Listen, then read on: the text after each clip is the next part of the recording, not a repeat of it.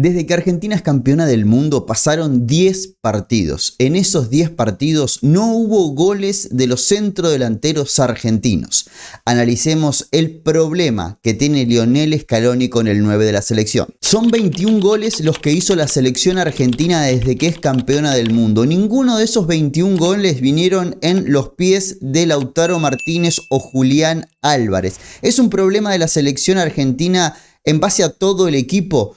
¿Es el equipo el que no deja a Lautaro o a Julián frente al arco para que tenga una ocasión clara de gol? Vamos a analizar diferentes gráficos en este video y ver cuáles pueden ser las circunstancias que llevan a este momento de la selección argentina con el centro delantero. Es verdad que nuestra retina queda aquel momento en Qatar 2022 cuando Lautaro Martínez se iba de la Copa del Mundo sin convertir y decían que tenía esa mufa de no poder convertir en la Copa del Mundo. Él mismo se lo veía incómodo, se lo ve incómodo en la selección argentina por la necesidad de pasar ese mal momento, de aunque haga buenos partidos, al igual que Julián, no poder convertir. El tema es que el foco estaba puesto en Lautaro Martínez, porque venía del Mundial. Ahora hacemos el repaso total de la selección argentina, contando los amistosos en nuestro país a la vuelta de Qatar 2022, la gira por Asia y el comienzo de las eliminatorias, y no hay goles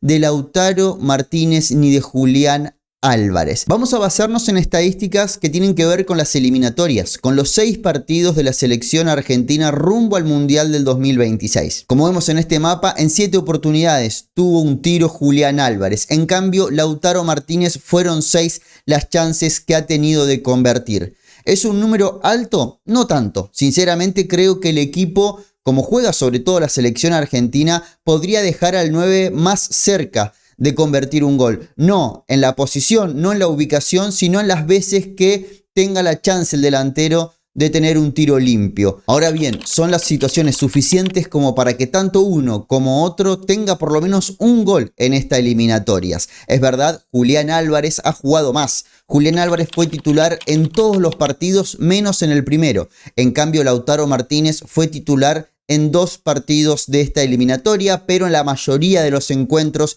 tuvo minutos, y no hablamos de puñadito de 2 o 3 minutos, sino que ha tenido fragmentos por lo menos de 20 minutos. Y obviamente que hay responsabilidad en el jugador a la hora de ver el 0 en la cantidad de goles. Ahora veamos el mapa de pases, tanto de uno como otro. Obviamente el de Julián Álvarez está mucho más rayado porque ha tenido más minutos en cancha.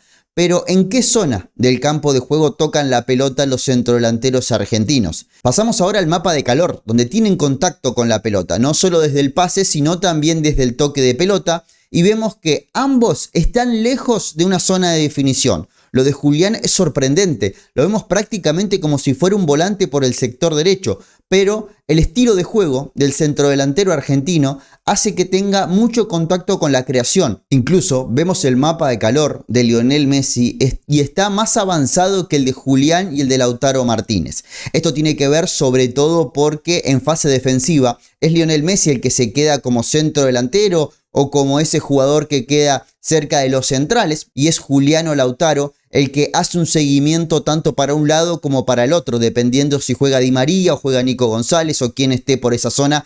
Pero el centrodelantero, el 9 de la selección argentina, vuelve como prácticamente un volante, tanto por derecha como por izquierda. Pero la zona de contacto de nuestro 9 tiene que estar más cerca del área. Tenemos un mapa de calor del 9 de la selección argentina muy lejos de la zona donde nos interese que toca la pelota. Ahora bien, esto es algo que no solamente le pasa a la selección argentina. Ya pasó la época del 9 tanque, el 9 noventero, el 9 a un toque. Ahora la mayoría de los equipos está eligiendo este tipo de 9 de área, que ya no es de área. Está eligiendo un delantero que también tenga funciones en la creación, que salga y se roce con los volantes y que tenga contacto con la pelota fuera de la zona de los centrales, no solo para ayudar y ser un engranaje más en esta serie de pases, sino para sacar a los defensores rivales. Ahora bien, vemos el año 2024 de uno y de otro y vemos que tienen mucha participación en el área de enfrente. Lautaro siendo 9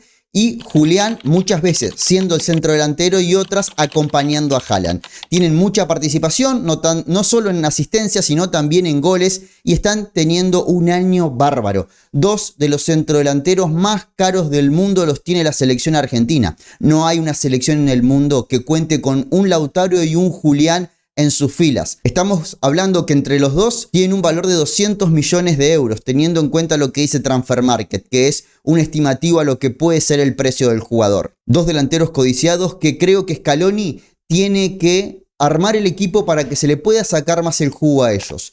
No tanto exigirles el retroceso, sino muchas veces, no digo todo el partido, pero sí esperar pacíficamente en el área de enfrente, fijando centrales y esperando esa oportunidad. Es verdad que las ocasiones de ambos, los tiros que veíamos de los dos, son dentro del área la gran mayoría, y eso invita a pensar que siempre están posicionados en zona de tiro, pero finalmente no se llega a concretar. En algún momento pensé en la readaptación de lo que puede ser la selección argentina. Bueno, si queremos aprovechar los 110 millones de Lautaro Martínez y los 90 millones que dicen que vale Julián Álvarez, ¿por qué no poblamos también las bandas para que llegue una pelota limpia al área y cambiar la manera de jugar con un 4-2-3-1, quizás con Nico González, Di María, Garnacho, Soulé, Buonanotte, gente que puede ir por las bandas y mandar un centro limpio al área para poder aprovechar a ellos? Pero creo que el camino que está utilizando Scaloni es el adecuado, que sean parte de la construcción. Ahora lo que quiero y espero que pase es que también esperen su posibilidad y no retrocedan tanto para tener contacto con la pelota. Muchas veces, para que Messi reciba en una zona de 3/4 de cancha, el 9 se sacrifica y retrocede más de la cuenta para ser un volante más y que Messi quede liberado en zona de 3/4. Eso está bueno que lo haga, me parece un gran acierto por parte de Lionel Scaloni. Pero ahora necesitamos que el 9 marque, que el 9 convierta, que el 9 tenga chances de gol, independientemente de si son parte de la creación o simplemente la empujaron. Estamos hablando de dos de los mejores delanteros del mundo que no los estamos utilizando porque no solo no tienen goles en las eliminatorias, sino que tampoco tienen asistencias en esta competencia. Y creo que es un as en la manga que tiene la selección argentina teniendo a estos dos nombres. No hay una selección que tenga dos como estos en todo el mundo y creo que Lionel Scaloni tiene que aprovechar esto. Les pregunto a ustedes y los espero en comentarios. ¿Debe Lionel Scaloni preocuparse por este tema? ¿Debe cambiar la estructura del equipo para que sea mejor abastecido tanto Julián como Lautaro? ¿Debemos olvidarnos del Julián Álvarez 9 de área y hacerlo convivir más atrás con Lionel Messi en una especie de doble enganche para que Lautaro quede solo arriba y sea el 9 del Inter el que reciba los pases de Julián y de Messi? De todo eso me gustaría que ustedes opinen en los comentarios. Agradezco a toda la gente que se está suscribiendo y sigue este espacio porque estamos en pleno crecimiento de cara a lo que va a ser la Copa América. Les mando un abrazo grande y sepan que en este lugar hablaremos siempre de selección argentina. Muchas gracias. Lautaro per me è sempre stato fondamentale, lo voglio benissimo anche come persona, è sempre stato il mio attaccante preferito, le statistiche stanno lì, è arrivato al mondiale con qualche problemino e noi sempre pensiamo bene della squadra, lui lo sa bene. Però quando abbiamo avuto bisogno di lui ci ha dato quel rigore con la Olanda e ci ha dato qualche cosa in più, quindi è un giocatore che amiamo e vogliamo benissimo e adesso si è preso in mano pure l'Inter, quindi siamo contenti.